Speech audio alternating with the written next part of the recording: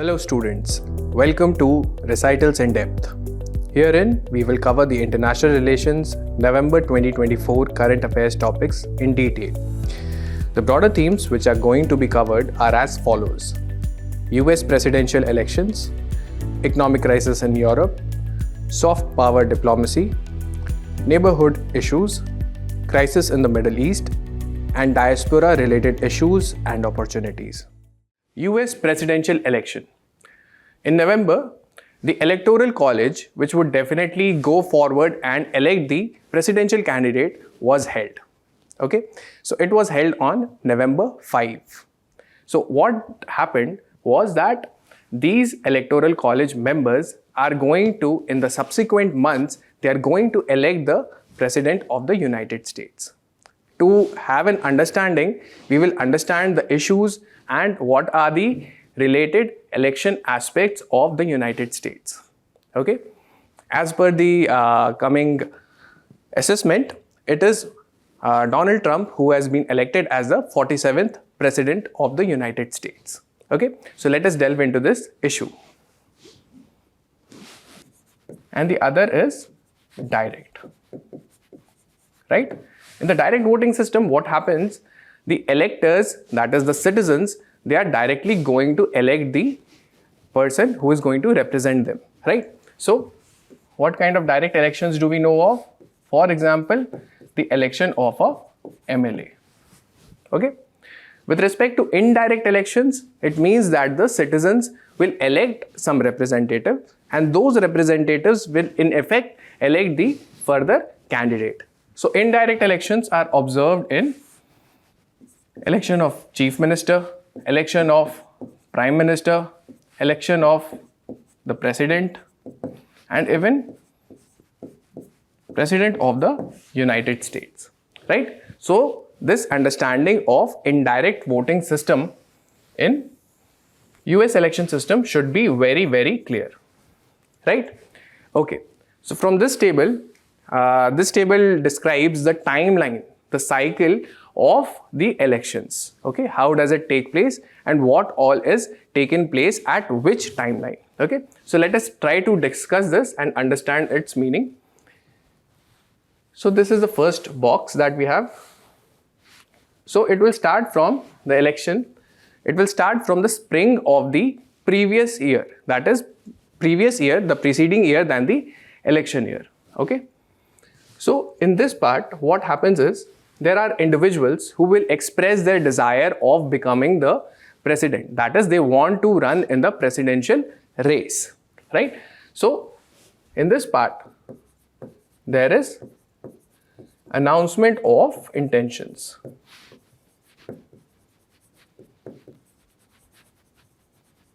Right? So these are the candidates who express their desire to become the president in the future, right?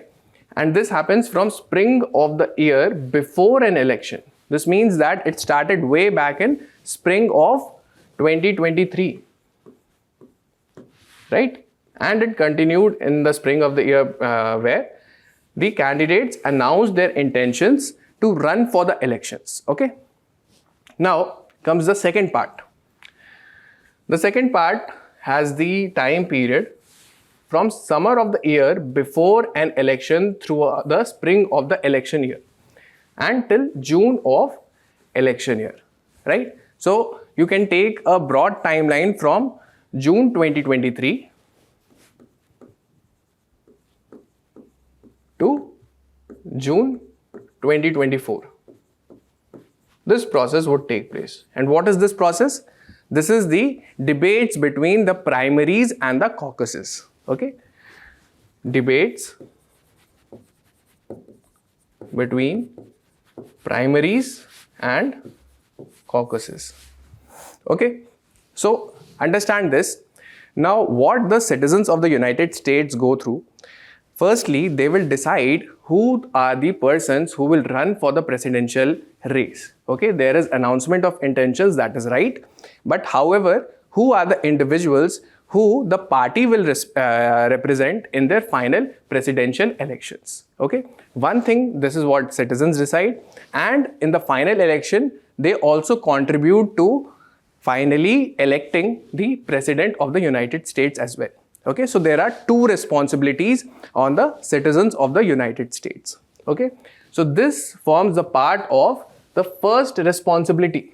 First responsibility is who is going to stand in presidential election race. Right? Okay. And how is it to be decided? It is to be decided by the method of primary and caucuses. Okay, what are primaries and caucuses? These are various tools according to which the primaries are conducted by the state government, while caucuses are conducted by the political parties. Okay, these happen at various level, whether it is the county level, district level, or the precinct level. Caucuses can happen at all of these stages, and there are debates, there are various kinds of discussions, and then through the medium of voting, they decide the presidential candidate, along with who is going to be the delegates. Okay, now it is an informal way of understanding. Okay, we have understood who all are the presidential candidates. Some of the persons who have announced their intentions to run for the presidential elections may have withdrawn their nominations earlier on. There might be 4 to 5 such presidential candidates who would be saying that, okay, I will run for this race and I would be definitely surely getting the votes required. So, okay, this is just an informal thing. This is formal. Okay, so the delegates are elected through a voting system. Okay, what kind of voting system do we have? In such kind of voting system, there are open, closed, or hybrid. Okay, so open, closed, and hybrid.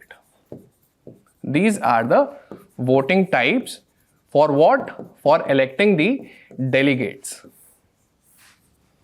Okay, so for open, as the name suggests, it means that any voter who is registered can vote in such kind of primaries or caucuses. Okay, in closed system, only the voters who are registered with the respective political parties are required to vote. Okay, and then we can have another system, that is hybrid system, in which it can be called also semi-open or semi-closed. Okay, that is the mixture of the two things, two types as above, right?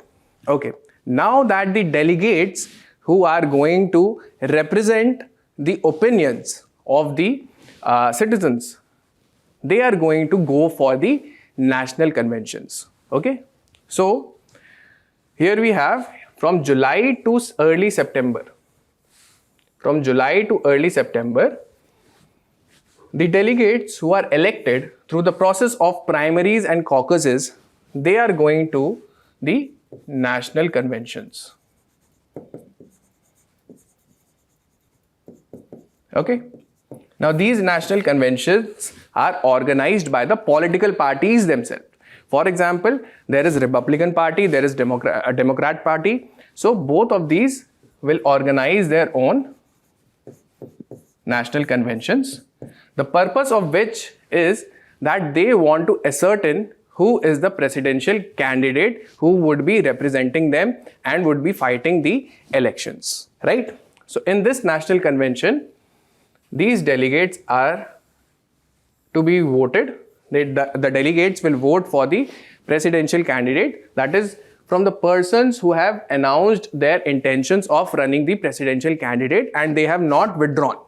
Okay, now these delegates vote, and finally from this vote it is realized that, for example, the Republican Party, suppose there is a person A who is going to run the presidential election. From the Democrat Party, it is person B, right? So now there is A versus B. Now the nation knows that the citizens of the United States, through their delegates, have elected their own respective presidential candidate, right? That is ascertained in the voting system in the national conventions itself, right? Okay, and remember, all of these are constitutionally mandated by the Constitution of United States, right? Okay, now comes September and October of 2024. This is election year itself. So now what happens is candidates will start participating in the presidential debates. Okay, now you know that US is a multi-party system. It is not just limited to these two major parties. There are other parties as well that are operating in the United States. So the presidential debates will start taking place. Usually what happens is that the TV, through the media, there would be speeches, okay, there would be debates about various important issues between the presidential candidates, okay, and the crowd, whatever the sample of crowd is taken, they will decide first of all what impression do they have of the presidential candidate before the debate takes place, and once the debate has taken place, what is their opinion afterwards. Okay, this is just to ascertain who is going to win. Okay, it is just a speculation. Okay, speculation, and it is also an important part of the campaigning.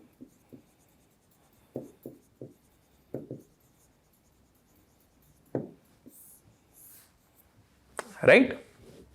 Now, within this campaigning, there is one more important thing.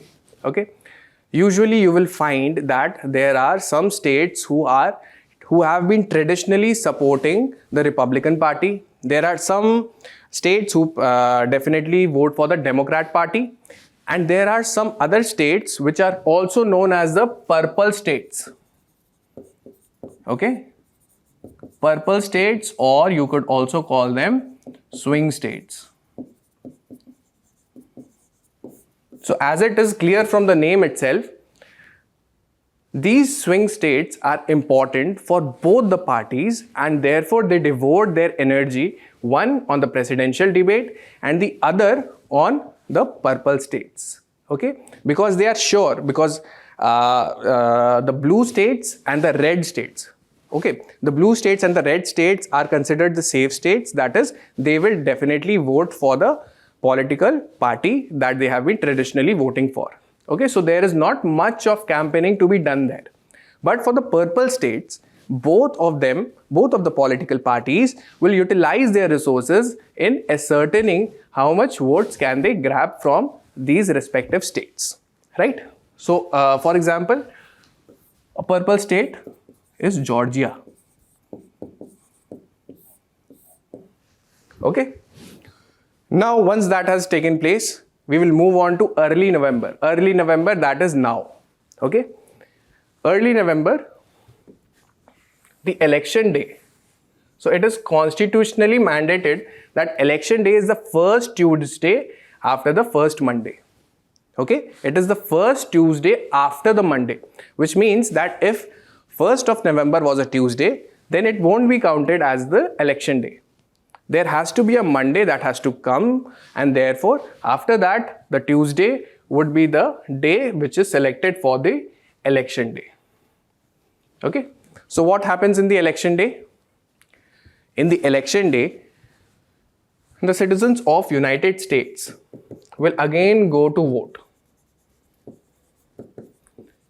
But this time they would be voting for some different members. Okay. They would be electing the members of Electoral College. Electoral College. Right?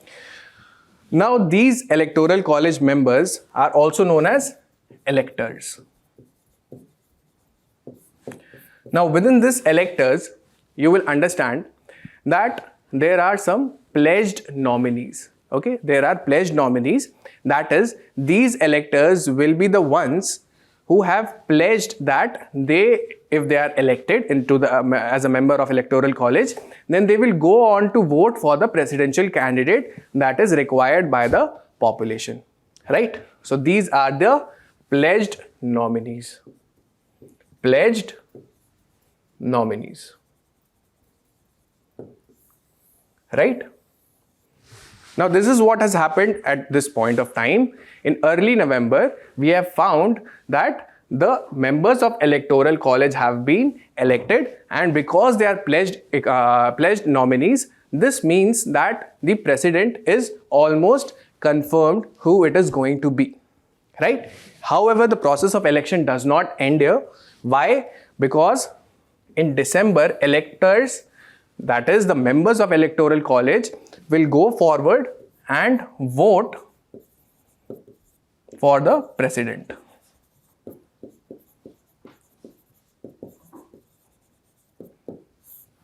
Okay, after which the president has to be elected and he has to then take the oath, right? So this will complete the process of election of the president, right? Now, important thing to understand here is how it is indirect. How it is indirect voting system? It is because, you see, there are members of electoral college that we are utilizing, and this leads to the gap between citizens of the United States and the vote for president. Okay, so this is creating the system of indirect election, indirect voting system in the United States presidential election system, right? Now there are more important concepts like winner takes all, and then you have also the swing states, that is the purple states. Then you also have the concept of faithless electors. Okay, we will try to learn it in the next slides, and we will also try to reinforce what kind of election system does US have. Okay, so let us start with that. So going forward with the election process, first I want you to observe this. This is the Constitution of the United States. Okay, the states within United States will have different constitutions. Okay, why? Because it is a federation, right? And that is also one of the reasons why the Constitution of United States is so small. There are just 7 articles mentioning the essentials of the United States Constitution, right? And within these, all of this method of election process is mentioned in article number 2 for executive branch. This is for presidency, right? So what is the time? Like for how many years does the president hold the post? So this is 4 years. This means that if the elections are held in 2024, the next one would be in 2028. And also with respect to the dates that we had seen in the last timeline, it means that in November of 2028, there would be general elections. This is a provision mandated.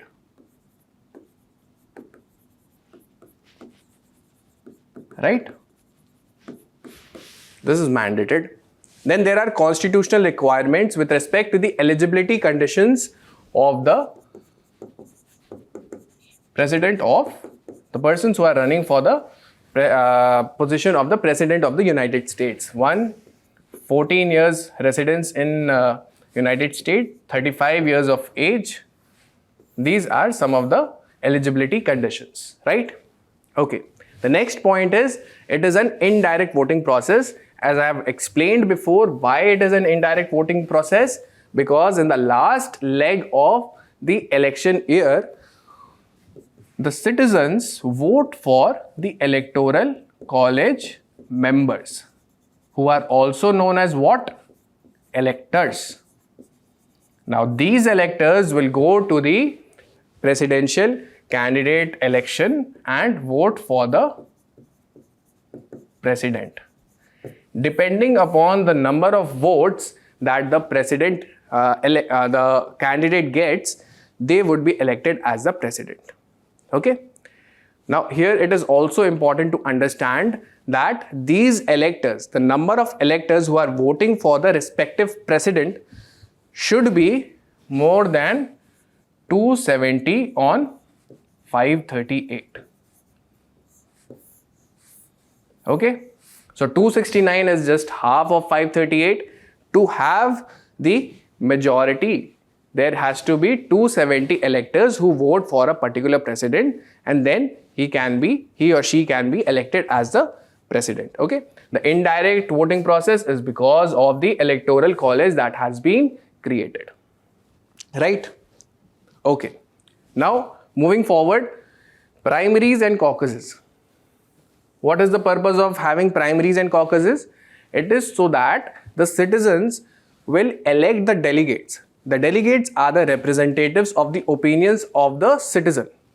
Okay, and the purpose is served. Citizens will elect the delegates. The delegates will go forward in the national convention of the respective political parties, and then they will elect the candidate who is going to run for the presidential election from that party.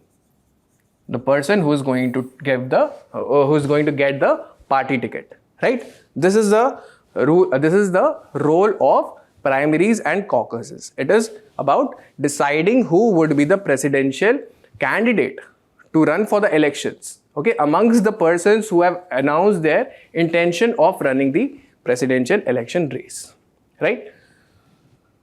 So it happens through what? Voting.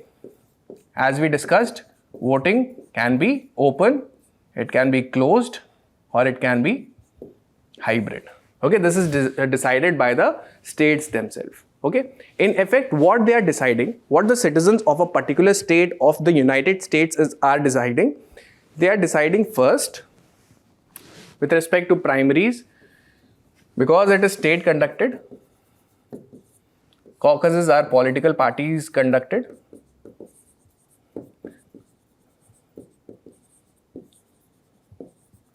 Okay, so what the citizens are deciding? They are deciding for the delegates from that state who belong to a certain political party or support a particular political party, and also are the citizens of that state. Okay, so from that state, who is the person who is going to support the Republican Party, or for example, a Democrat Party? Okay, who is going to support that? So based on that, the delegates are selected, and then they go forward and elect the candidate who is going to get the ticket to run for the presidential election, right? Now coming forward to the national conventions. Okay, now the process of ascertaining who will run for the president from the respective political parties. This is decided by the national conventions, wherein the delegates which are elected from the primaries and the caucuses, these delegates will now vote. Okay, they will vote for their preferred presidential candidate. Okay. Now, once this person receives majority, they would be given the ticket to run for the presidential position. Okay, they are given the ticket to, now you can run for the president. Okay. What this person does, he gives an acceptance speech. He says that I understand my responsibilities and I am going to do hard work and bring my party upwards and also get to the position of president that I aspire for, right? Then comes the time of general election. Okay, general election comes in November. That is first Tuesday after the Monday, right? First Tuesday after the Monday. Okay. So general election, what happens in general elections?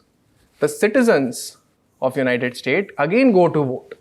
But now they are voting for the electoral college. Electoral college meaning the members are called electors. Okay, so the electors can be the pledged nominees.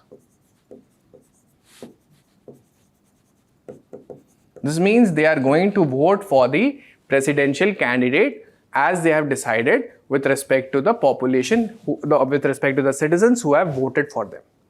Okay, there are two things that we need to understand here. One is the winner take all. Okay, now winner take all is prevalent in 48 states out of 50 states of the United States. 48 states have the winner take all rule. What does this mean? Okay, let us take an example. Suppose there is candidate A, B, C, D.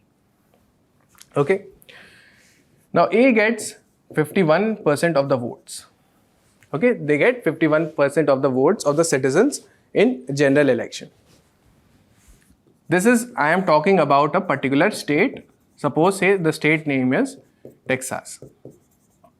For Texas, A gets 51% of the votes. Okay, B gets 46% of the vote. C gets 2% and D gets 1% of the vote. Okay, now you would think that, okay, the electors who have to be elected from the citizens in general election, because there are different proportions of votes that are being received by the electors, it means that the proportion, for example, Texas, I'm just taking an example, for example, it has 38 seats for the electoral college. Okay, so what does that mean? If it is 51%, then our natural logical thought says, okay, A will get 19 to 20 seats, B will get something around 16, 17.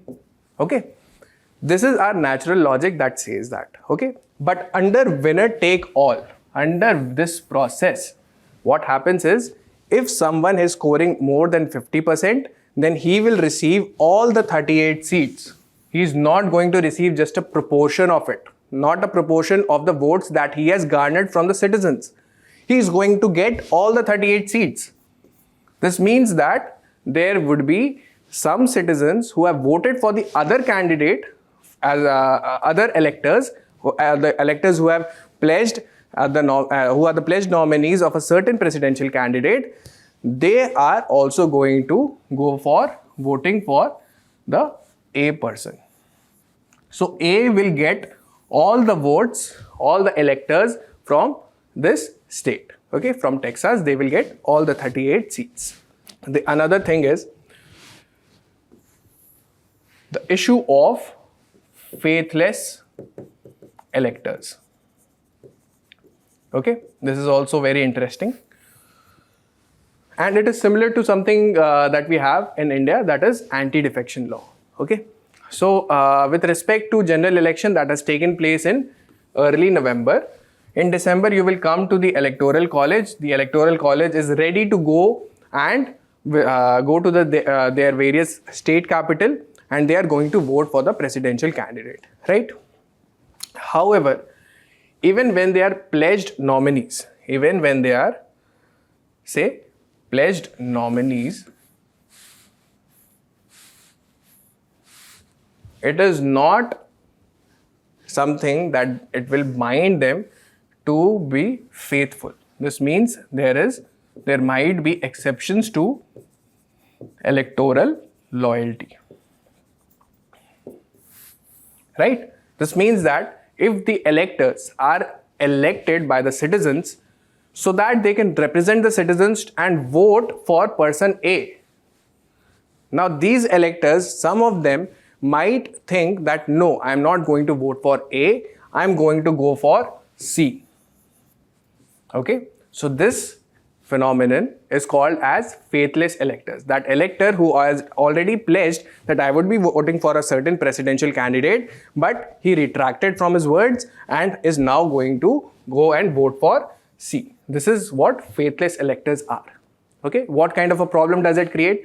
It has happened in US before as well, and the problem that it creates is even after the general elections, even the general elections in November are held, the electors who have pledged their nomination to a certain presidential candidate, they might, between the time period between November and December, they might go for some other presidential candidate. Okay, so within this time, it is a time when tensions are high, so that the faithless electors are not there. The pledged nominees remain true to their word, right? Then comes the swing states. Okay, so what are swing states? As we had discussed before, there are some states which are called safe states. One amongst them is blue state, other is red state, representing the respective political party. They would represent the states which the political party already has a very strong hold in. Okay, they have been traditionally voting these political parties into the power, right? So this means that these are safe states. What about other states who can swing to either one of them? Okay, these are called the purple states. These are the purple states. Okay, that is, they would be voting for either one of them and nobody is sure. So the focus of campaign is on these purple states. The resources, the funding, the campaigning, the advertisements mostly are directed for these purple states, right? So this is the election process. I hope things are clear for you. Now, to understand the difference between Indian and US presidential election, there are some things that you should definitely know, right? So that now, if I equate Indian president, I cannot equate it to the US president. Okay, it is not equivalent. They do not have the powers that the US president has. US president at best can be compared with the Indian Prime Minister, right? Now it becomes important with respect to our exam point of view that you go for understanding what is the electoral college composition for the Indian president. I want you to write it in the comment box. What is the electoral college composition with respect to Indian president, right? You also have observed that there is electoral college with respect to the presidential election in the United States as well, where the citizens will elect the electors who form a part of electoral college, which in turn will elect the president. Okay, so you can draw what are the differences between the two.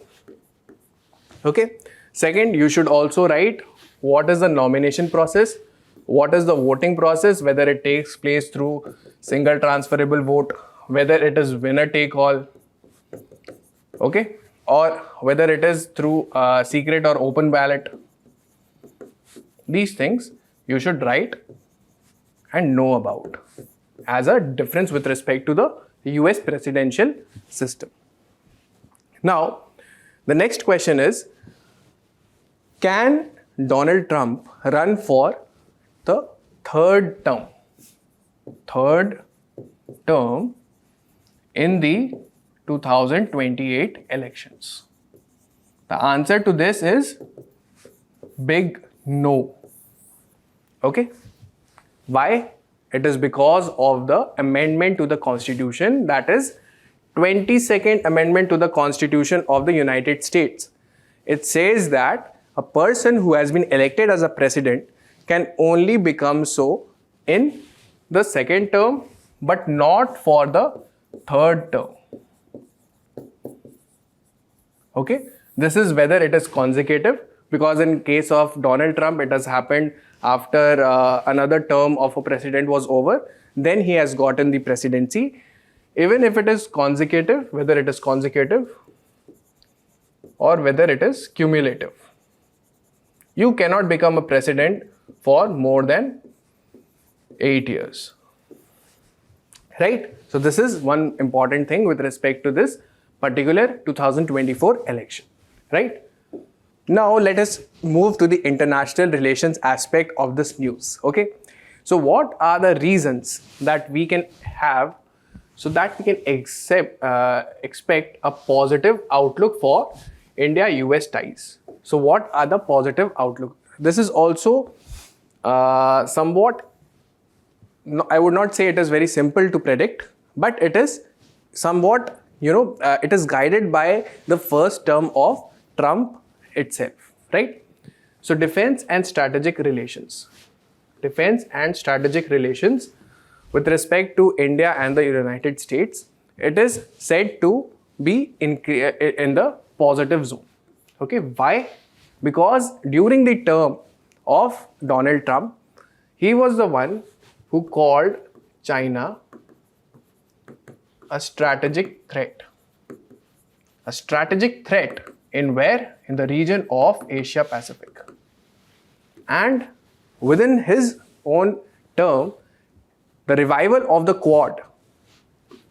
Revival of Quad. Who are the Quad members? Please write it in the comments. Who are the Quad members? Okay. Revival of Quad so that regional security can be ensured.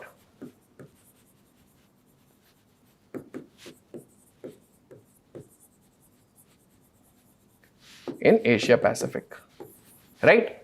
So these two things point us to the direction that there would be continuous defense and strategic relations as far as India and the United States are concerned. Okay. The third thing is the military hardwares.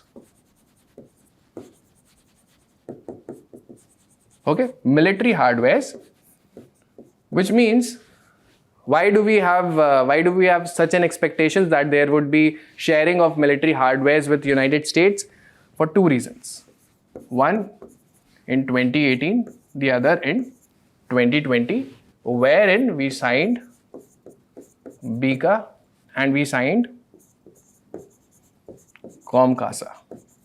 Okay, these were the military agreements that we had signed during his term. Okay, so there is an expectation that such kind of cooperation is also expected in his second term, right? The third thing is Canada. Okay, so you remember from the previous discussions in the recitals itself, we talked about how the diplomatic escalation has taken place with respect to killing of Hardeep Singh Nijjar, right? So Donald Trump does not support the idea of such kind of allegations. And it has been said that he is somewhat against the Khalistani groups.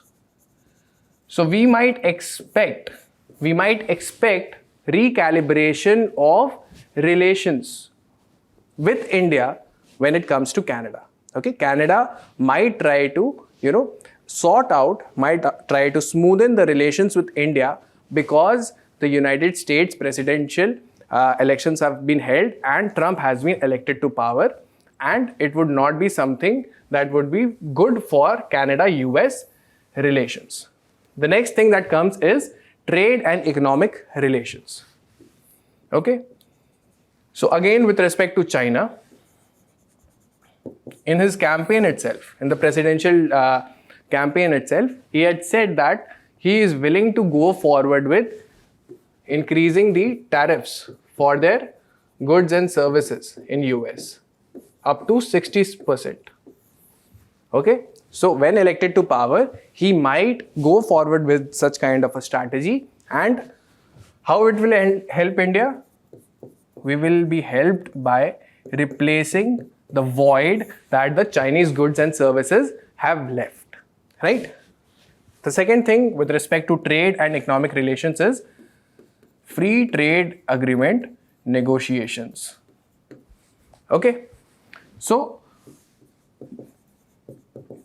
in 2019, these FTA negotiations between US and India was quite intensified. Okay. However, as Joe Biden came up, he was actually reluctant to go forward with the FTA negotiations. Okay, he did not take it up as intensively as the Donald Trump administration. Okay, so now there is also an expectation that the FTA negotiations will take place with respect to India and the United States, right? So these are the reasons for which we can expect that there is a positive outlook that we can observe if Donald Trump is coming to power, right? But it is not without any challenge. There are challenges as well. What are the challenges? One is trade tariffs. Okay, so Donald Trump has a strategy. He talks about what? America first. Okay, this means that if you tax my products, if you increase the tariffs on my products, my goods and services that are imported within your country, I am going to do the same for you. Okay, and one of the examples for this was with respect to Harley Davidson, where India had increased the tariffs and they had asked, United States of America had asked for us to reduce such kind of tariffs so that they could find Indian market as well. Okay, so such kind of tariff might be expected. Then WTO complaints. Okay, so in the past, Trump administration has called India a major abuser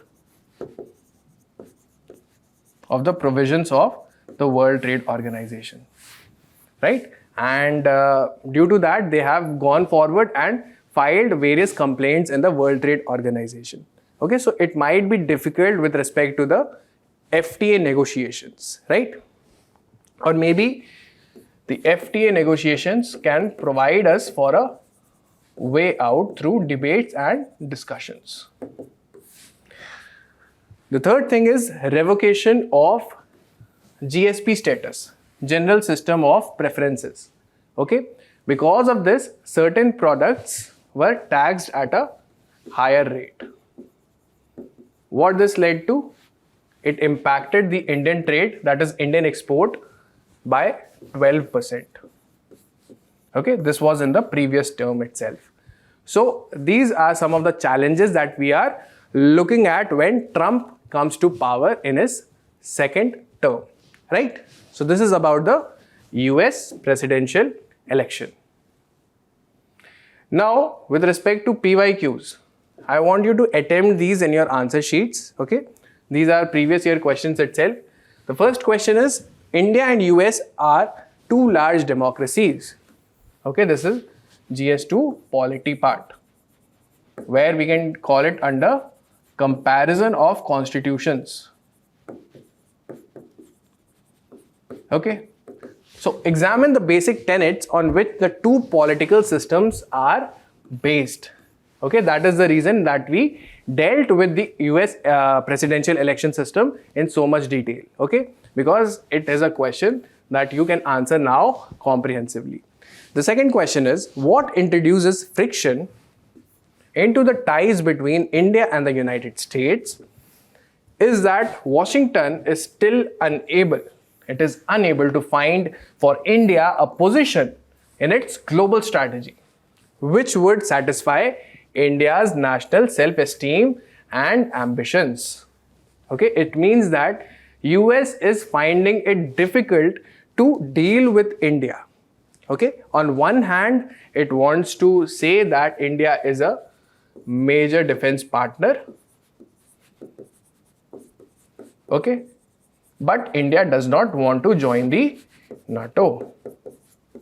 Okay, it has been expressed by the External Affairs Minister himself, right?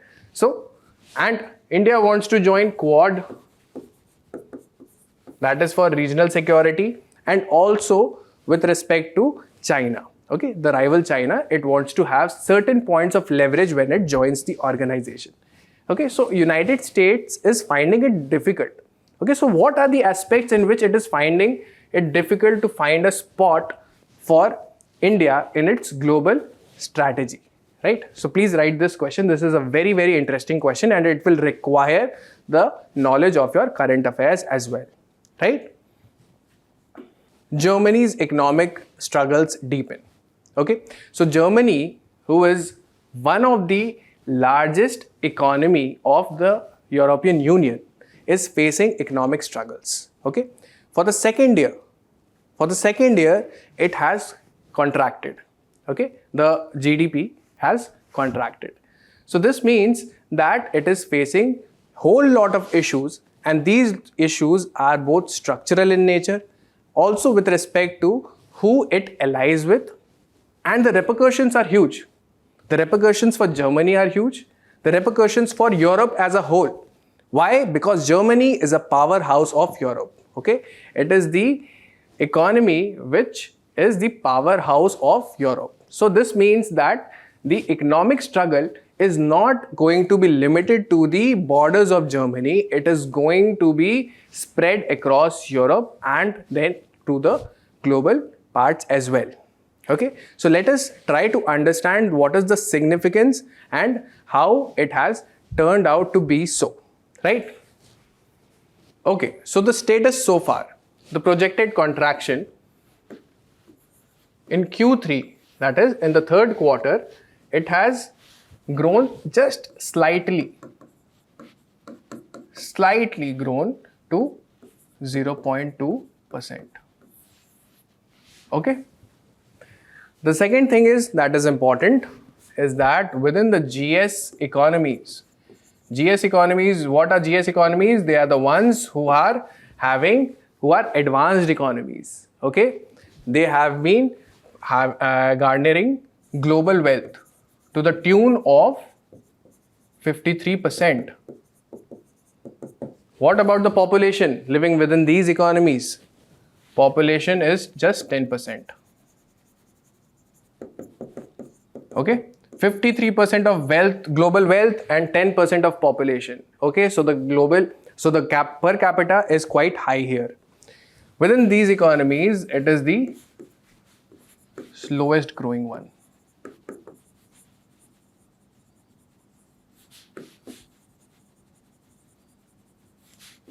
Right? So this is the status.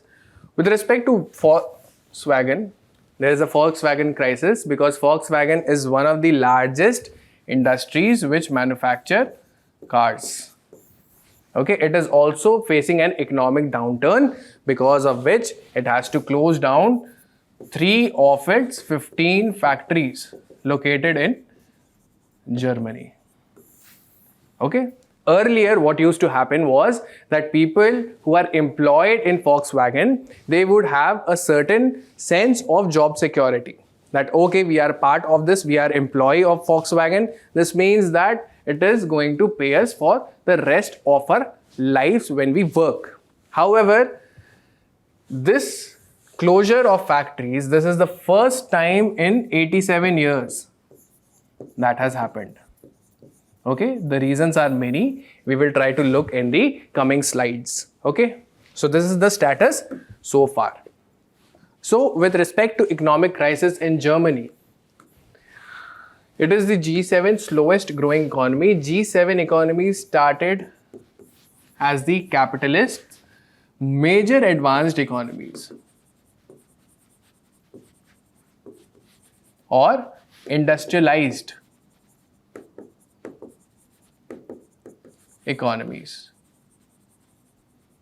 Okay, and within this, Germany in the past 2 years is facing a lot of economic struggles. With the present year, they have shrank. It is the only G7 economy that has shrank in its economic progress, right? So this is one issue. Then what are the reasons behind this? The reasons are, first, Volkswagen crisis, then demand, that is with respect to post-pandemic period.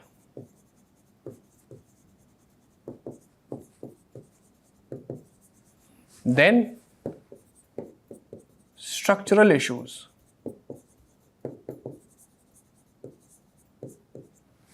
And fourth is authoritarian states. We'll get to it one by one. So these are the issues. First is about the Volkswagen crisis. Since these factories used to employ a large number of the citizens, it is closing down and it is migrating to some other places. The operations are migrating to some other places where it is much more profitable. Okay, there is a crisis because of the late transition. Because in the global debates, we are moving towards electric vehicles. Okay, we are addressing the challenge of climate change. So we want to move towards electric vehicles. Okay, and Volkswagen has been late in doing so. It has relied more on internal combustion engines, and the transition to EVs have been late, which makes these cars produced by Volkswagen much more expensive and less competitive in the markets such as China, right? Then demand post-pandemic, it has reduced. Okay, the demand for goods and services. Germany is a marvel of engineering. Okay, it has the gold standard of engineering. Okay, but the demand is not adequate, especially after the post-pandemic period. Okay, so this is also one of the reasons. Then structural issues. Structural issues emanate from the international relations. Okay, why? Because Germany thrives on its industries. Okay, it has a consolidated industrial base. Okay, what is required for an industrial base? Cheap inputs. And cheap inputs, within that cheap inputs, we have natural gas. And Germany requires lots and lots of it. Okay, it requires it for its industries. It requires it for the homes of the citizens also. Okay, and where does it get the cheap NG from? Where is the natural gas? Where will it source it from? It is from Russia. Okay, through what? Nord Stream pipeline. Earlier it used to get from Russia the natural gas. The natural gas is the cheap input that will drive the industries of Germany.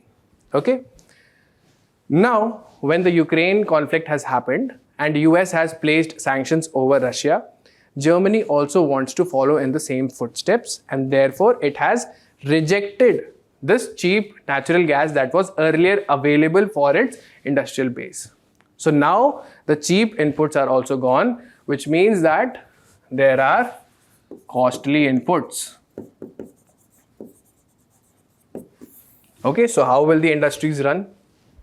The Germany will have to fetch out more amount of revenue, but it is not going to have so much bandwidth when the inputs are so costly, right?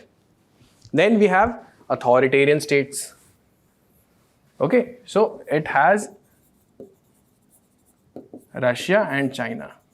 China is moving towards EVs and they are a good market. They also have captured a good market share with respect to both Chinese markets as well as the European markets. Okay, so this kind of states, and also they dictate their own terms and conditions when they want to trade with Germany. Okay, so Germany finds it in a tough spot to save its economy and also stand on its own internationally committed principles, right? So these are the reasons for the crisis. Now to understand about economy of Germany. So economy of Germany starts with the fact, this is a very important keyword, it has been the economic powerhouse of Europe. Why? Because it earlier started to, in the post-World War II period, what it enjoyed was stability, high standard of living, and peace. Okay. The other thing that it did well was create a solid manufacturing base. and become the leaders in what? Household appliances, then cars and chemicals. Right? But now there has been a shift.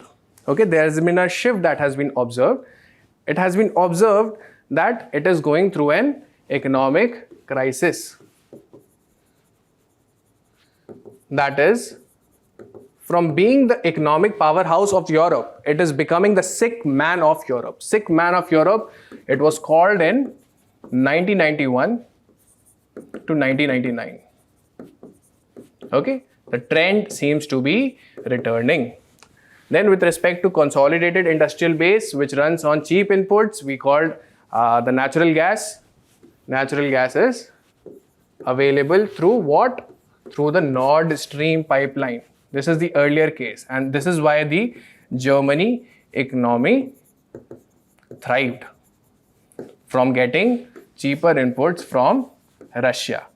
Also notice this fact that Russia is very close to Germany as opposed to the other sources of LNG. For example, Qatar. Qatar is way far as compared to Russia. Okay, so even the logistical efficiency would tell us that Russia is a natural partner of Germany when it comes to delivering cheap inputs like energy, like natural gas. Okay, the competitiveness of the industries have reduced. Why? Because of high input cost, because of high cost of capital. Okay, it is very difficult for the industries to operate. Okay, also apart from that, there is considerable unions who want to have the bargaining power. Okay, so these industries want to relocate to some place else where the union powers are not so strong, right? Now let us this is the international aspect that we are going to talk about. How is United States and Germany's economies connected? Okay, or rather you should also wonder whether being a friend of US is even worth it for Germany. Is it worth it for Germany that that Germany should become the friend of US? You will notice in these points. Okay, so first is commitment to the war in Ukraine. Okay, so now there is war in Ukraine. US has placed sanction on Russia, and Germany also wants to cut off its ties, okay, with Russia, primarily with respect to gas, natural gas. Okay, so earlier Germany used to import 55% of its natural gas requirements from Russia. 55% of its gas requirements. Okay, and with respect to its energy mix, natural gas forms the 27%.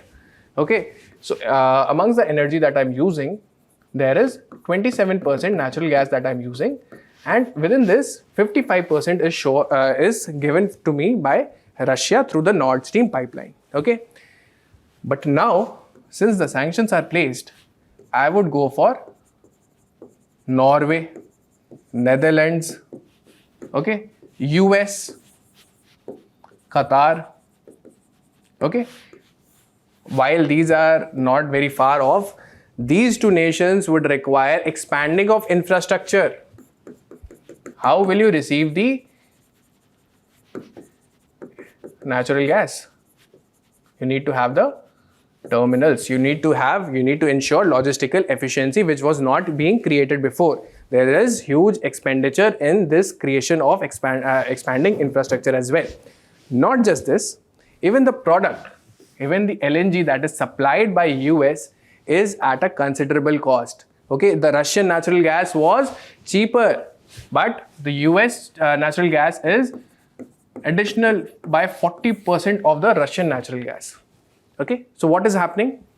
One, Germany is forced to buy the LNG from the United States. Secondly, this is bought at an expensive rate. Third, it also has to go for expanding infrastructure so that the logistical efficiency can be improved. Okay, all of this which will be heavy on the pockets.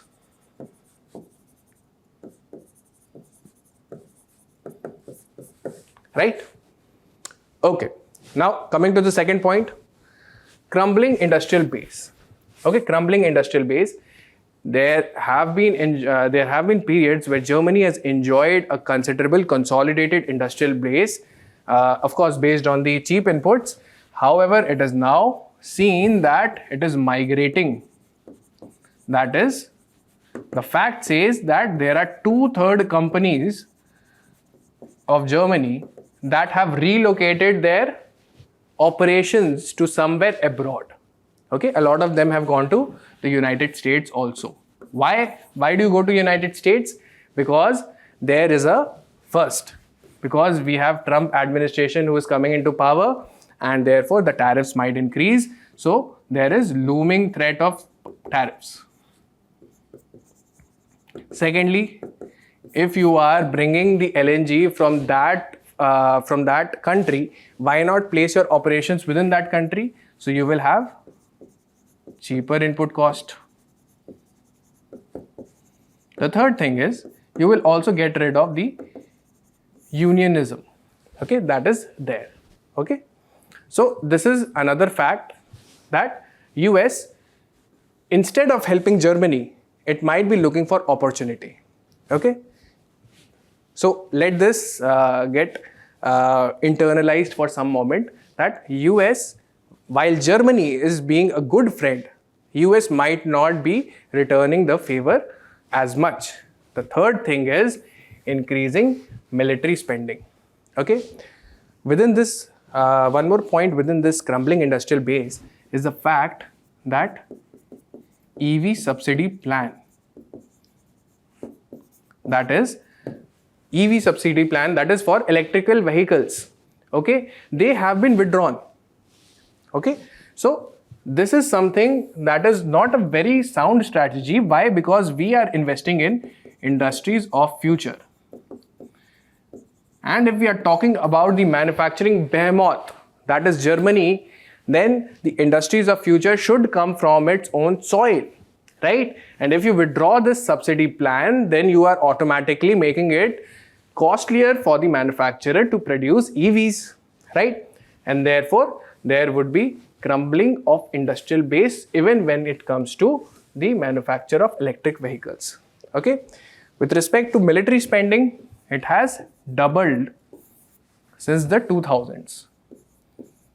In 2006, it was around $36 billion. Right now in 2024, it is $67 billion.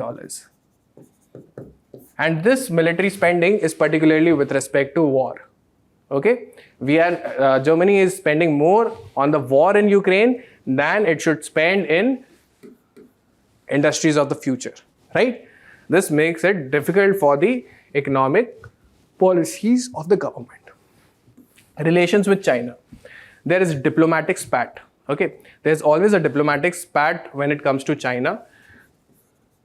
However, the industries of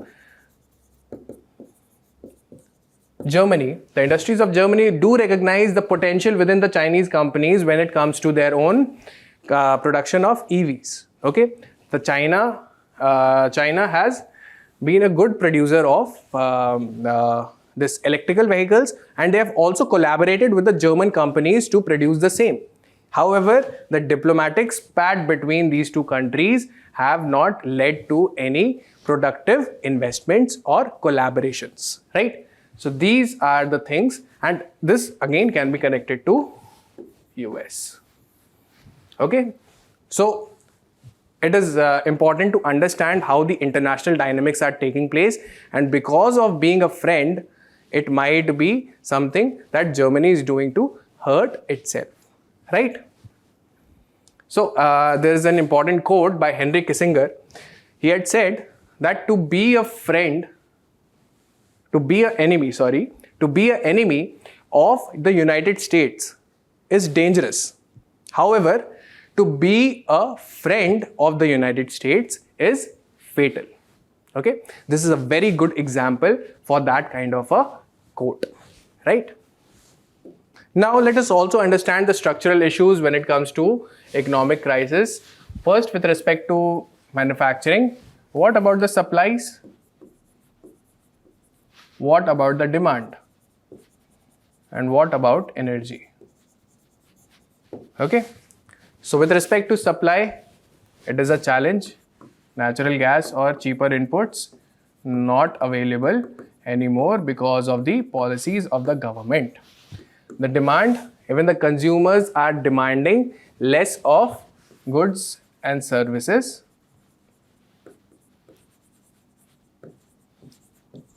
As well as the electrical vehicles. Okay. Then energy, they also face insecurity. Okay, so therefore we have structural issues in manufacturing that need to be cured, and that can be cured if it goes for brokering a peace deal with Russia. Putin has said that I am ready to open the Nord Stream pipeline for you guys. Okay, I am going to give the natural gas at the cheaper rate that you all needed to get. Okay, but the politicians of the Germany nation have been reluctant about it. They have also denied such kind of happenings. They have denied to acknowledge such kind of mishaps and the structural issues that are present in the German economy, right? Then there is high debt and high deficit levels. This is why because there is coalition. Okay, politics, coalition. And therefore, there are diverse demands. Diverse demands will lead to more spending. Okay. So, this will lead to high debt and high deficit levels. With respect to governance, there are bureaucratic hurdles.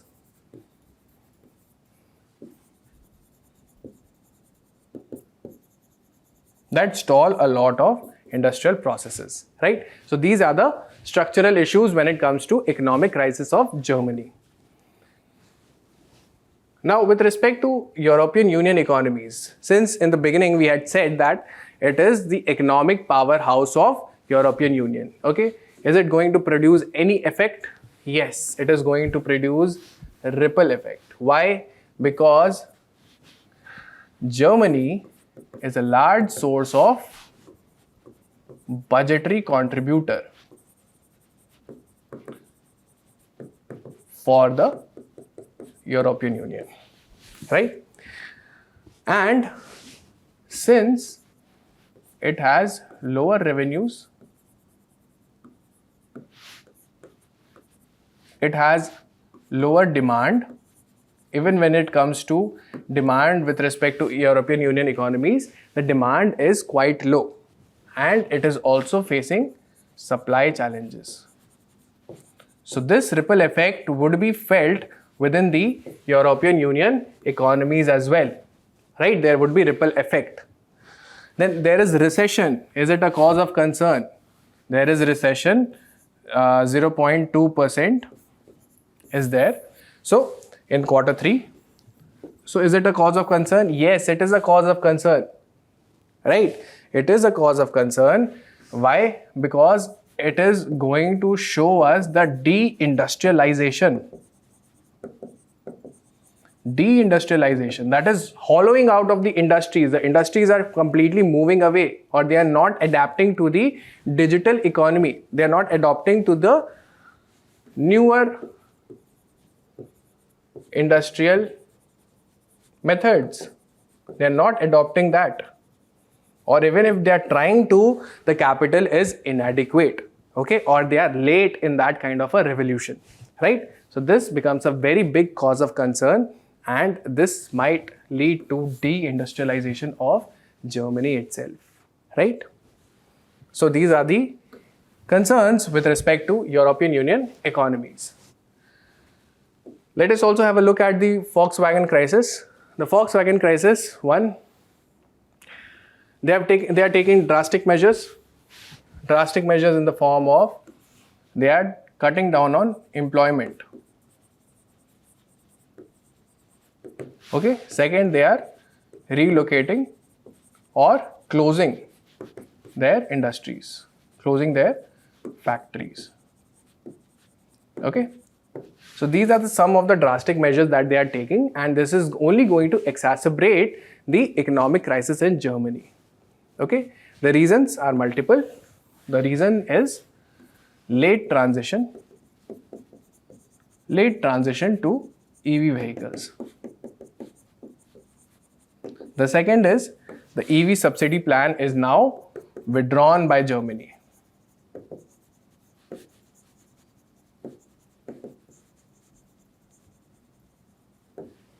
Right? The third thing is that with respect to China, they are falling behind in the competitiveness of EVs. Okay, China has a huge market for EVs. Okay, earlier 12% of this market share would go to Germany, but now it has not been so.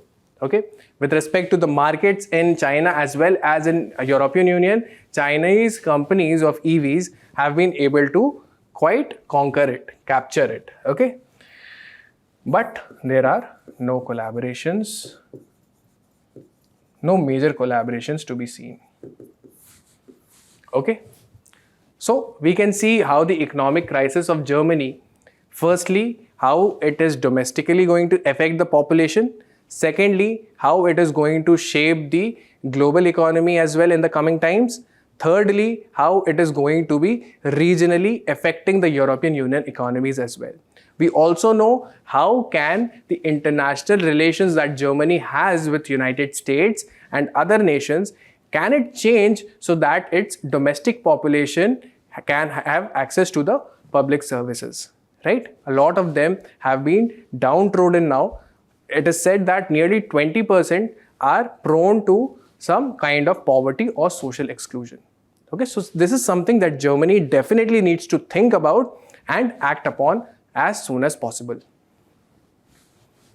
Now the next, first direct cargo ship from Pakistan docks in Bangladesh. Now reading this news, we might think of it as a routine affair. Okay, this thing happens, so what is the big thing about it? The big thing is that there has not been a direct maritime contact. Direct maritime contact is something that was unseen until this recent time. Okay, that is from the port of Pakistan, a ship has arrived in the Chittagong port of Bangladesh, and it has delivered some of the products there. Okay, earlier the trade relations used to happen, but it was through not direct but indirect maritime link. That is, it will go to various other states, various other countries. Okay, so this is something which tells us about the thawing of relations between Pakistan and Bangladesh. Okay, this is the first time in 53 years since the 1971 War of Liberation, right? So this is a very, very important news in the neighborhood of India, right? Okay, now significance of this event. Okay, first of all, there has always been trust deficit. In 1970 war,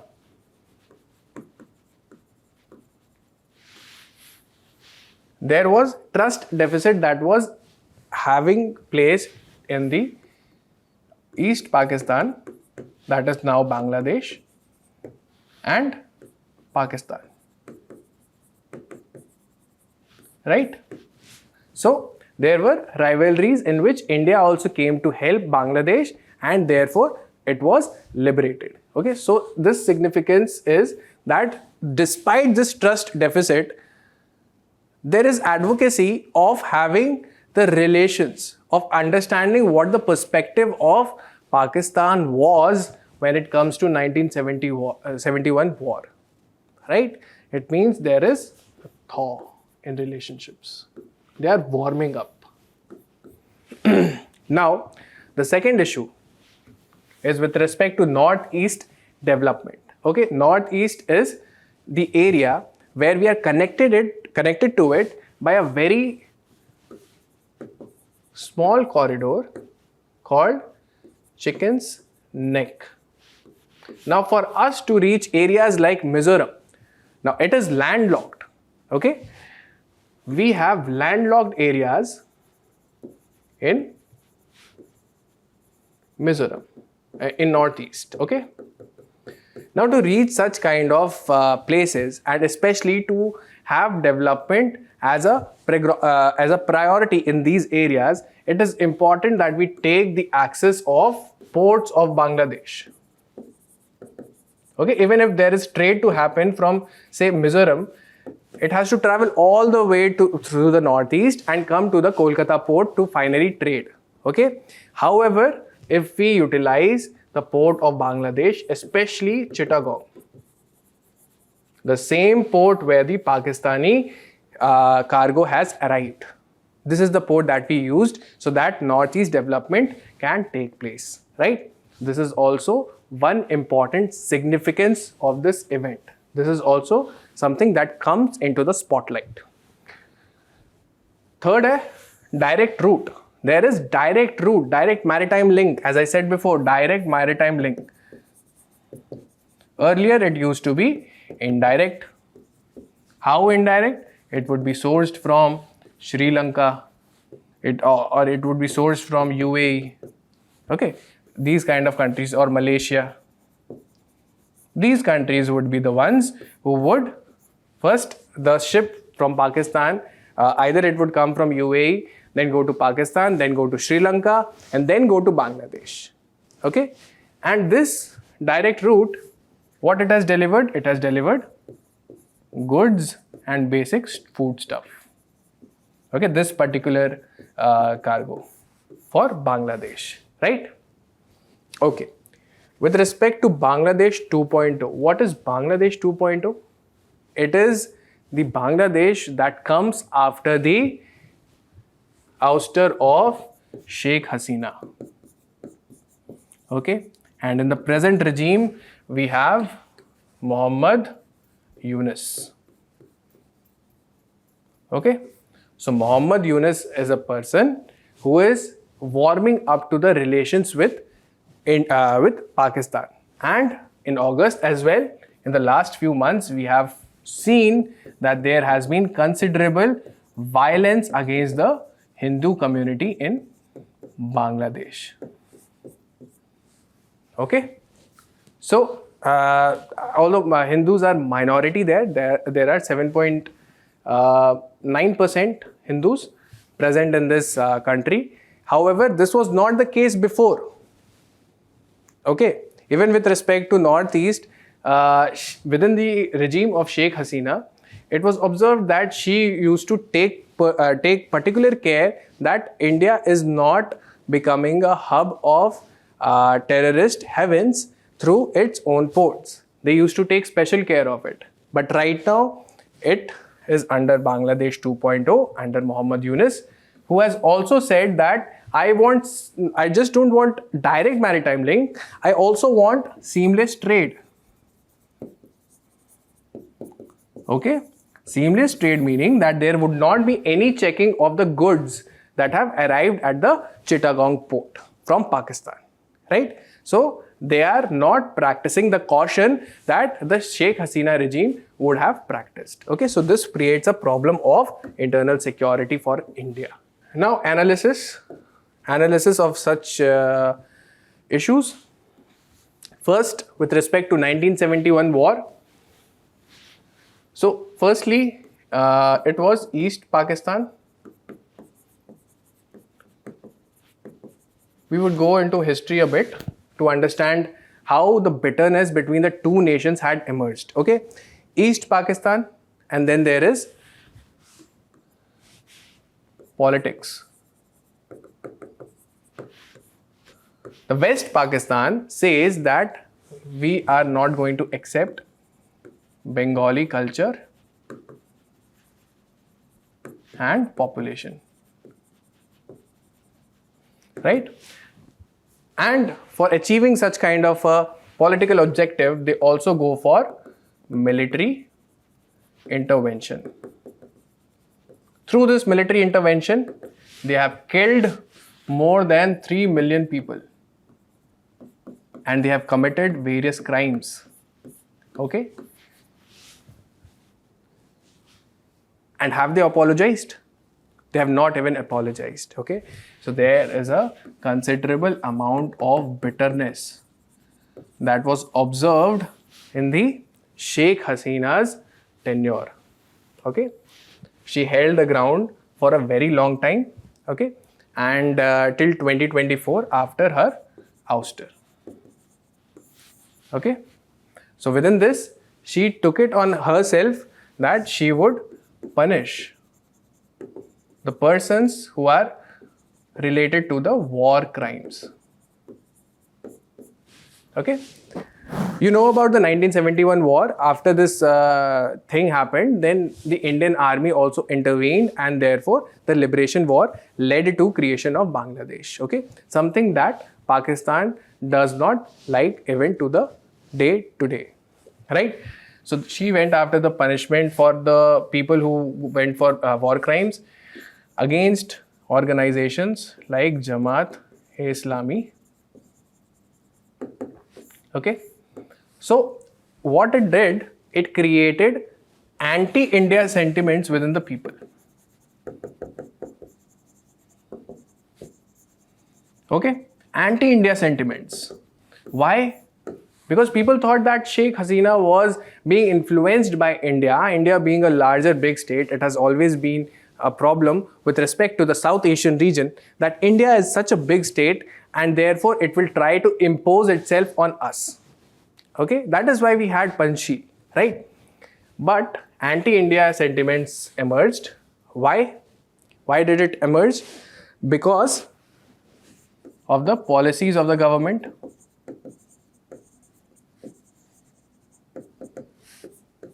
Okay, because of favors given to India. Okay, they did not like the fact that they are being influenced by a neighboring country. Post Sheikh Hasina comes Muhammad Yunus. He says that, okay, with respect to bitterness that we had in 1971, I do not want to take it any further. Okay, let us resolve that bitterness. And even in the Pakistani editorials, you would see there has been advocacy for understanding the perspective of Pakistan during the 1970 war. Okay, perspective of Pakistan. Okay, and they both want to bury whatever has been the bitterness between the two nations. Okay. The second thing is there are younger Bangladeshis. Okay, while Sheikh Hasina might she might remember what had happened to her family, Mujibur Rahman also, her father, and because of that she would say that okay, I would be taking the revenge with respect to the 1971 war, and this way I will never be on the same terms with Pakistan again. But the younger Bangladeshis are not concerned about the 1971 war. They are more concerned about what economic and social issues which they want to cure at the earliest. Right? So this is also one thing. Then with respect to Muhammad Yunus regime, Shehbaz Sharif and Muhammad Yunus had met, and they had also in September said that Bangladeshis can now go to Pakistan without a visa. No visa is required if a Bangladeshi wants to visit Pakistan, right? So Pakistan's renewed outreach to Bangladesh has been as such. Okay, seamless trade is there, without a visa traveling is there. Okay, direct maritime link is there.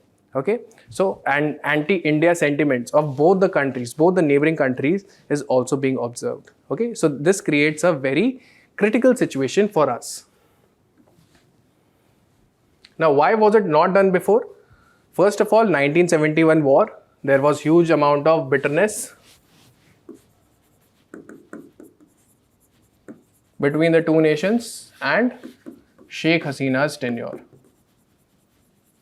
So they did not go for having such kind of trade relations which required direct maritime link. Now there is a resetting of ties under Muhammad Yunus. Okay, he is seen as anti-India in some of his stances. Okay, let me give you an example. For example, in SAARC, okay, India has clearly iterated its position. It has said that terror and talks cannot go hand in hand. Okay, however, Muhammad Yunus has said that SAARC should be revived, and of course, it is helped by its friend. It is supported by its friend, the newly made friend, Pakistan. Okay, Pakistan also says that SAARC should be revived.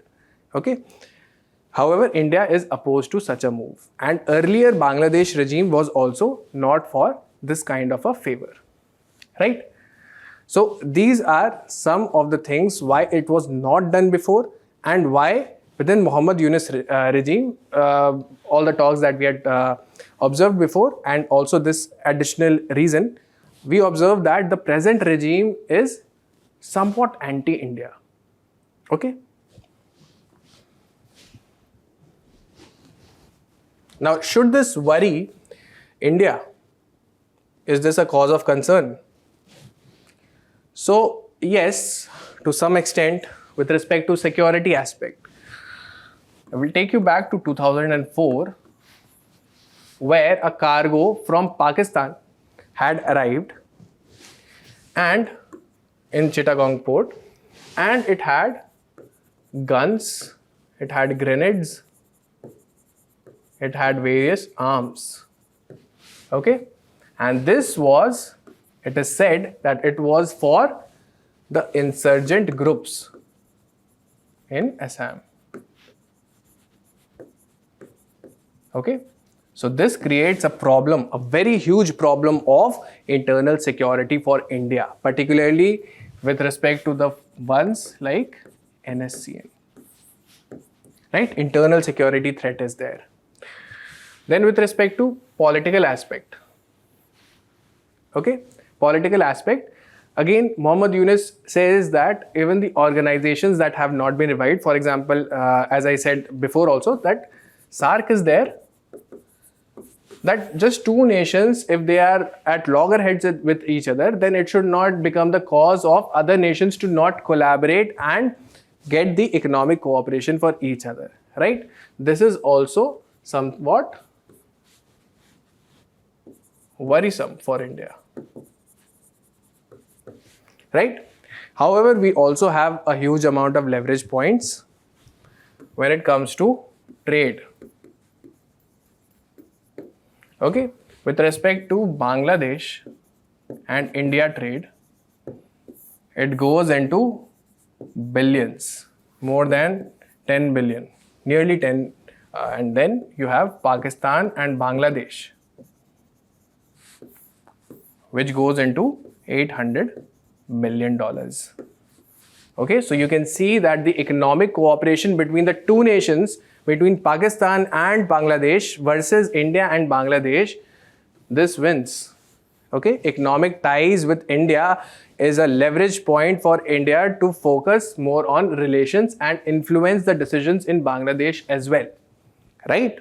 So this is something that the present regime might not understand at this point of time, but it is fine, because even Maldives was one of the countries that did not understand it, but later it did warm up to India with the relations. So that is one of the outcome that is expected in the future, even though the present regime is not so productive with the cooperation part.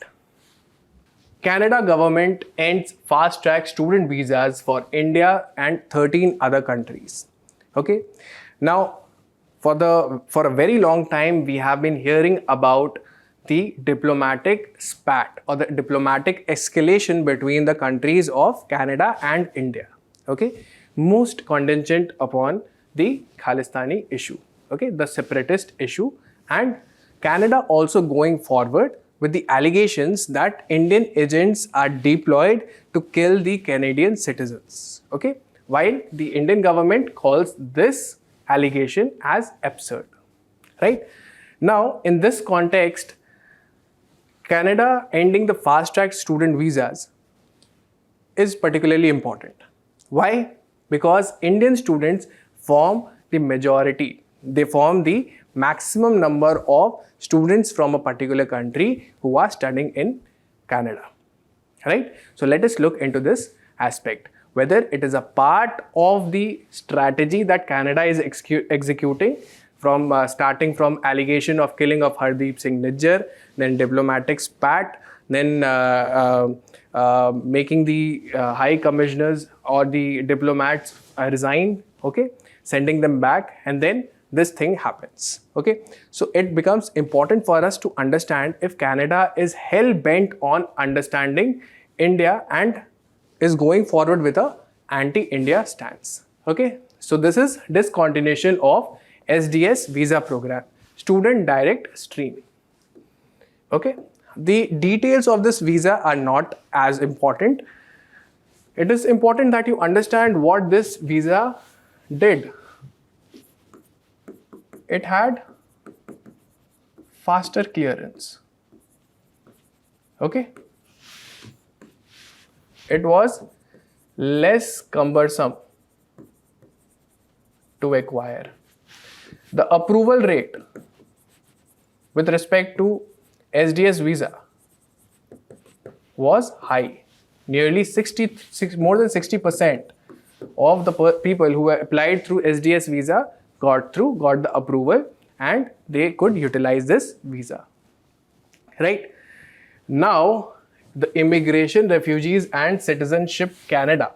This is the authority which deals with the immigration policies of Canada. Right? It says that it wants to go for program integrity. It wants to reduce student vulnerability.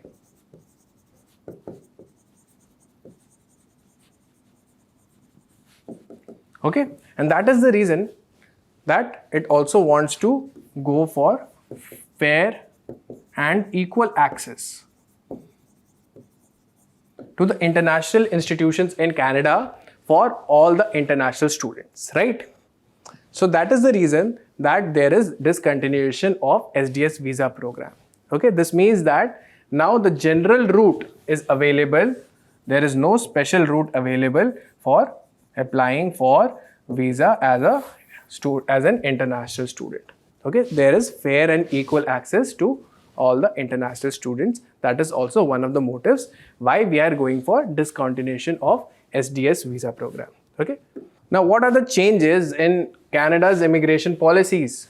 Okay, they have been capping study permits. For example, in 2022 there were 8 lakh international students. Now they are capping it on nearly about 4.3 lakh students. Okay, they are capping this permit. Okay, there has been policy shift so that there can be what? Fair plus equal access. Okay, now to understand this issue in further depth, we will also understand why have they brought this forward. Okay, whether this is a part of anti-India stance or it is a general approach. Okay, general immigration concerns that Canada wants to address. Okay, we will understand this. Okay, with respect to anti-India stance, Canada government is already under a huge economic pressure. Okay, it is under huge economic pressure. What it says is that the international students, because they come and study in our countries, it is very difficult for us to, one, provide for housing, and therefore this housing economy is facing a deterioration. Second thing is, they do not have revenues for providing for public services. Okay, now it seems like an anti-Indian stance with respect to the experts. Why? The first thing is, when you have more number of international students coming to your country, Okay, if you have more number of students, this would mean that there would be higher amount of economic growth. Why? Because there would be higher demand. Higher demand will lead to higher economic growth, right? So you should be happy about having more number of international students. Okay. Second, with respect to housing. Okay. One thing more that I would add here, with respect to economic growth, you will also be generating more amount of revenues. Revenue is being created, right? And this should fuel the public services, right? So is it not a very a critical misgovernance at the part of Canada's policy? That is why we say that it is an anti-Indian stance. Look here for housing part also. Okay, a lot of international students stay in the houses that are mortgaged by the Canadian citizens. Okay, it is the rent that is the international students, Indian international students also pay, and that would fuel the mortgage. Okay. So now, if there is no such kind of rent present for them, then how will they buy their house off? Will it not lead to further poverty? Will it not lead to social exclusion? And will it not lead to further pressures on public services? Right? So, when we analyze these things, it feels like an anti-Indian stance. Okay, I'm not denying that there would be some concerns at the Canadian immigration policies also, but it feels like this is another strand in what has been the diplomatic escalation between the two countries, right? Okay. So what is the impact on Indian students? Okay, even if there is a discontinuation of SDS visa program, the Indian students can apply it through the general route. Okay, where they just have to have a financial proof, financial support proof. Okay. However, it was observed that through this general route, the approval rates were as low as 19%, while through SDS it was nearly 63%. So this is one thing that is of concern. But then also the experts have said that even Indian students can find various countries, various elsewhere countries where they can complete their graduation or post-graduations. To put it into numbers, nearly 41% of international students in Canada are Indians. Okay, so this is going to impact them, and the people also who are in future deciding to go to Canada for studies, it might also impact them, right? Most of these students are in the fields of STEM. Okay, that is science, technology, engineering and mathematics. So this is the impact on Indian students. Israel-Hezbollah ceasefire deal. Okay, we have been reading about Israel-Palestine issue for a very long time. I think in every recitals, I have discussed about Israel and Palestine issue. So it would be quite clear. Now, even with respect to Hezbollah, which is a part of Axis of Resistance. Remember Axis of Resistance? It is the Iran-backed, politically and militarily backed organizations like Hamas, Houthis and Hezbollah. Right? Hezbollah would operate in Lebanon, Hamas in Gaza, and Houthis in Yemen, right? These are the military organizations that are against Israel as well. Okay. Now, with one of them, which particularly reside in Lebanon, that is Hezbollah, there has been a ceasefire that has been sealed with Israel. Okay. So let us delve into this issue, because we had understood there was a possibility of all-out war when Iran attacked. Okay. There was a possibility of an all-out war. However, if such kind of ceasefire is taking place, it means that there is some scope of regional peace in that geography. Now, with respect to Israel and Hezbollah ceasefire deal, let us see what are the key takeaways within them. Okay. So first is cessation of hostilities. Cessation of hostilities, that is, there is 60 days of ceasefire. Okay, this is said to be a framework for long-term peace between Israel and Hezbollah. Right? Then withdrawal of forces.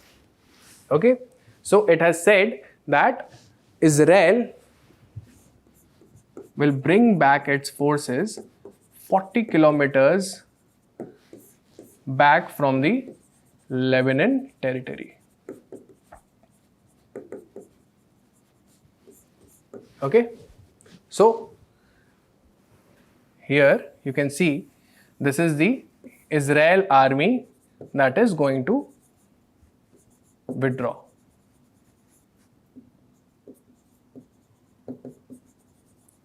Okay, this is the blue line. This is the blue line that is marking the ceasefire zone. Okay, this is the demilitarized zone. Okay, this is the Litani River. Okay. Okay. So basis of the deal, how did this deal come forward? Where was the motivation for it? It was with respect to the UNSC resolution of 1701 number, right? So UN resolution was there. Okay. Then enhanced monitoring and supervision. Now, if you are just going for a ceasefire deal without any monitoring or supervision of which side creates first kind of hostilities, then it is going to be ineffective. So who are the persons who are going for monitoring? They are going for UN peacekeepers. There would be Lebanon, who would also pay attention. Then Israel, UNIFIL, and there is also said that US would also take part in this. Okay. Apart from this, there is Israel's conditional stance. Israel's conditional stance says that if it observes that there is some hostility that is being committed by Hezbollah from the Lebanon side, from the northern side, then it would go for an armed reaction. Okay, then the ceasefire will be called off. Okay, this is what are the key takeaways from the ceasefire deal between Israel and Hezbollah. Then what are the reasons? What are the reasons for Israel's ceasefire decision? The first is strategic reasons.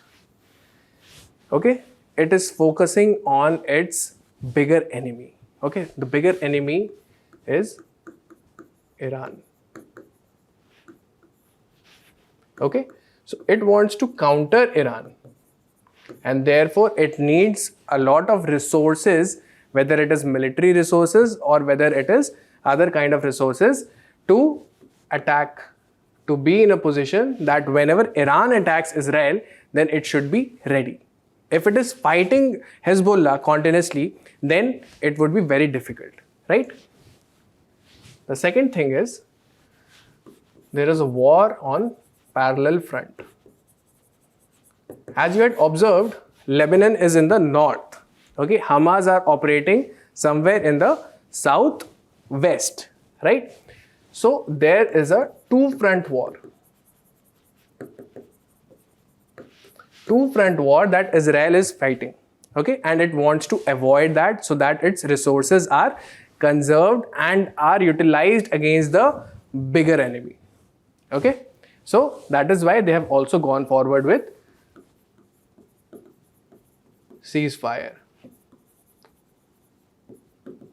Right? Okay. The second thing is civil military dynamics in Israel. Okay.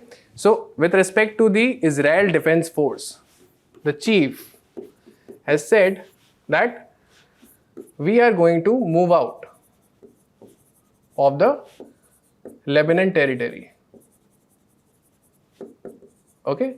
He has said that the utilization of the military resources is required somewhere else, right? Because there is also wearing out of the soldiers who are fighting the war, and through this continuous military intervention, they are also losing out a lot of important military resources. Okay, so they want to stop this kind of a wastage and they want to utilize it, channelize it in a much better objective goal. The third thing is Hezbollah's resilience. Hezbollah, despite being thrashed by the Israeli forces, it has shown its resilience by showing the capability to strike. Okay, this means that it is not dying down.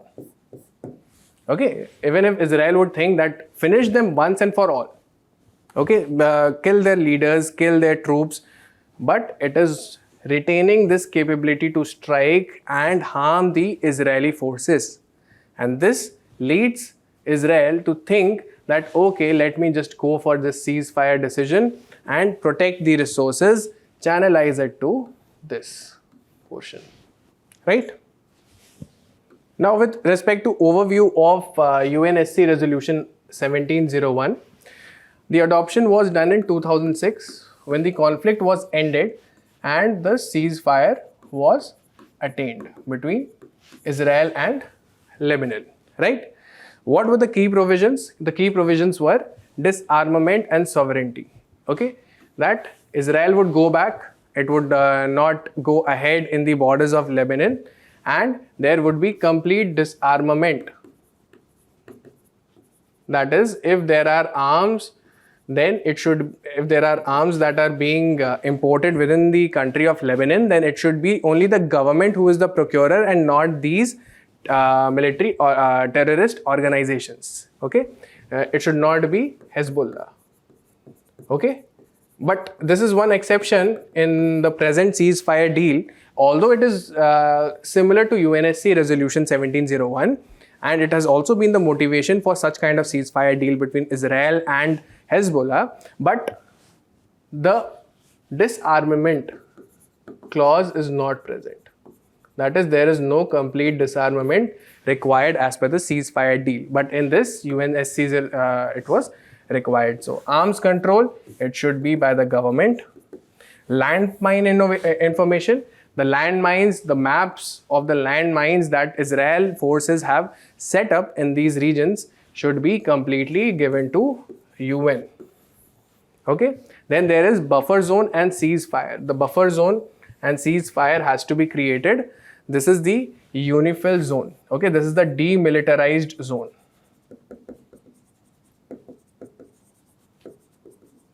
Okay, this is the blue line, right? And this is the Litani River. Okay, so in north it is bound by the Litani River. In the south it is bound by the blue line. So this is the buffer zone. Okay, so that any kind of movements within these zones can be effectively supervised and it can be prevented at the very earliest. Okay, with respect to UNIFIL, it is the UN peacekeeping forces, nearly about 15,000 in number. What they are doing is they are assisting Lebanese territory, the populations that have been residing in these places, to go to different places so that they can be much more safe and secure. Okay, Lebanese territory in guarding these regions.